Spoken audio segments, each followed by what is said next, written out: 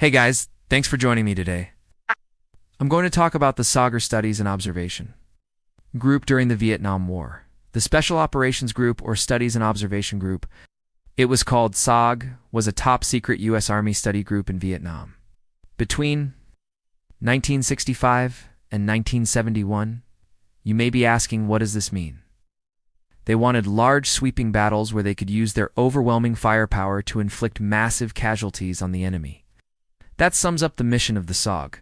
The U.S. military was winning battles, but they were losing the support of the Vietnamese people. The U.S. military thought the Vietnam War was just like World War II. This team operated in the central highlands of Vietnam and Laos.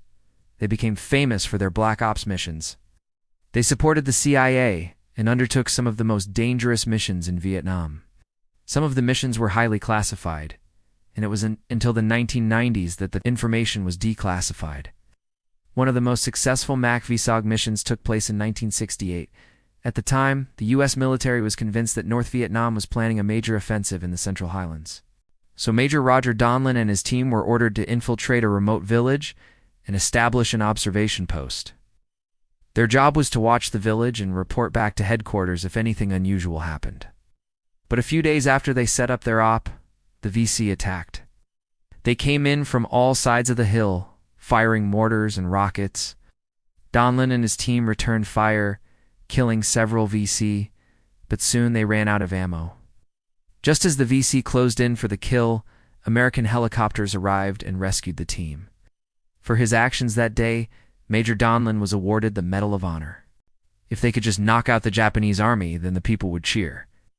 They infiltrated the camp and discovered that the VC had been using it to torture and execute prisoners. The team recovered the bodies of 5 South Vietnamese soldiers and 2 American pilots who had been shot down. The team also captured several VC documents that provided valuable intelligence on VC activities in the area. Instead, they were killing the people's sons and daughters and burning their villages to the ground. They helped the U.S. military understand their enemy. But the U.S. government still doesn't know why the war started.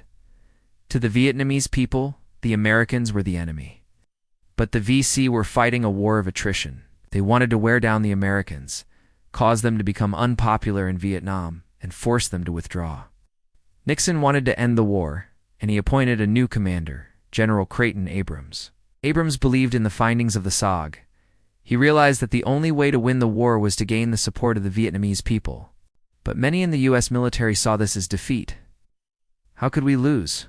We have the best trained army in the world. Our soldiers are bigger, stronger, and better equipped than the enemy. We have tanks and fighter jets and the bombs to match. If we just bomb the enemy into submission, our boys will come home with all the glory. I heard this sentiment expressed in the movie Platoon. After the main character, played by Charlie Sheen, kills a Viet Cong soldier, his sergeant says, "You just killed the gook. Now we can go home." But Abrams understood that the enemy was invisible, that they melted away into the jungle and were gone. He also knew that destroying villages and killing civilians would only make more enemies. So Abrams changed the tactics of the U.S. military. He adopted the strategy of the enemy. He launched smaller raids into the jungle. Instead of trying to destroy entire VC battalions, he sent small teams into the jungle to gather intelligence. He brought the war back to the cities. He launched search and rescue missions to save pilots who had been shot down. He also ordered the construction of fortified camps. Unlike the VC, the U.S. Army traveled everywhere in convoy. They flew everywhere in helicopters. They didn't try to live off the land like the VC, and these convoys and helicopters became easy targets for the VC.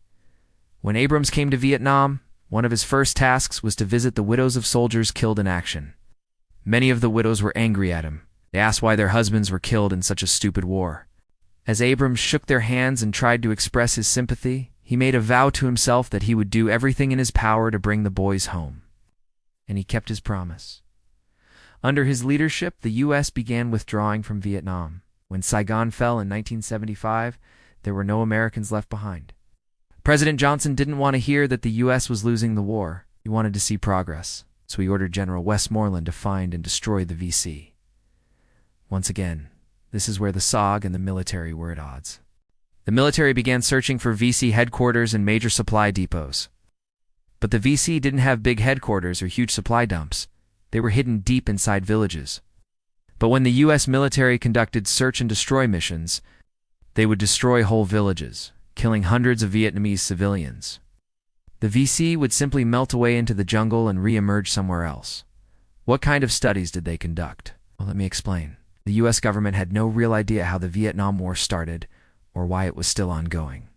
For the first 4 years of the war, 1955 to 1959, all the U.S. involvement consisted of giving over $1 billion in aid to the South Vietnamese government. This was under Presidents Eisenhower and Kennedy. It wasn't until November of 1965 that the first U.S. combat troops arrived in Vietnam. So when they got there, nobody really knew who the enemy was, what their goals were, or how they could win the war. But what the U.S. lacked in knowledge, they made up for in firepower. Right? I mean, if we just carpet-bombed the jungle, we'll get them eventually. Well, President Johnson commissioned the SOG to find out everything about the enemy. Their tactics, their strength, their supply lines, and ultimately how the United States could defeat them. So the SOG became an umbrella organization for various special operations teams. These included the Field Research Teams, or FRTS, the Military Assistance and Training Teams, or MACTs, the Civil Affairs Teams, or CATs, the Psychological Operations Groups, or POGs, the Special Activities Groups, or SAGs, and then there were the Combat Studies Teams, or CSTs. They collected intelligence by infiltration, observation, and interrogation. Each team consisted of 12 men led by an Army major. There were civilian anthropologists, political scientists, military specialists, and of course, lots of Green Berets. They lived with the Vietnamese people, ate their food, spoke their language, and studied their culture so that they could learn all they could about their enemy. They also established listening posts, observation posts, and sometimes they ran their own road. They learned that the Viet Cong often attacked at night, used booby traps, and were masters of camouflage. They learned that the VC were not as numerous as the U.S. believed, but more lethal. A single VC soldier was estimated to have the same firepower as 3 U.S. soldiers. And the VC were experts at setting ambushes and disappearing back into the jungle before the Americans could retaliate. By living among the Vietnamese people, the SOG teams learned a great deal about VC logistics, how supplies were moved from place to place, how food and medicine were distributed, and how weapons were concealed. This kind of information was invaluable to the U.S. commanders, but most of the information was never shared with the U.S. military. The reason for this is because the findings were often contradictory. The military wanted to destroy the Ho Chi Minh Trail, but the SOG found that destroying the trail would cut off supply to the Vietnamese people, who were dependent on the trail for their very survival. The military wanted to kill every VC soldier and destroy every VC village. But the SOG found that this would alienate the Vietnamese people and turn them against the U.S., so the U.S. military and the SOG were constantly fighting. The U.S. military believed in fighting a conventional war. The U.S. had a saying during the Vietnam War, "We're winning the war, but we're losing the peace." In 1968, President Johnson left office and President Nixon took over. There were 31 SOG teams operating in Vietnam. One of the teams was known as MACV-SOG. Another MACV-SOG team conducted a raid on a suspected VC prison camp. The studies and observation group had a lasting impact on the Vietnam War. Thanks for watching. I hope you enjoyed the video. Check out my other videos on the Vietnam War. Thanks for watching. I'll see you next time. Feel free to like, comment, subscribe.